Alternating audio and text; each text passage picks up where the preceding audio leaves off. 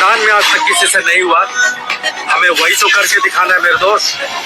ताकि आज ये जो पड़ोसी और रिश्तेदार हमें देखकर हंसते हैं, कल को वो भी हमारी माँ से आकर कह सके कि आपका बेटा जो काम करता है वो हमारे बेटे को क्यों नहीं सिखा देता।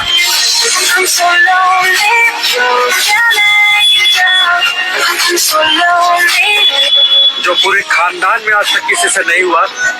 हमें वही तो कर जो पूरे खानदान में आज तक किसी से नहीं हुआ,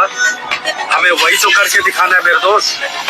ताकि आज ये जो पड़ोसी और रिश्तेदार हमें देखकर हंसते हैं,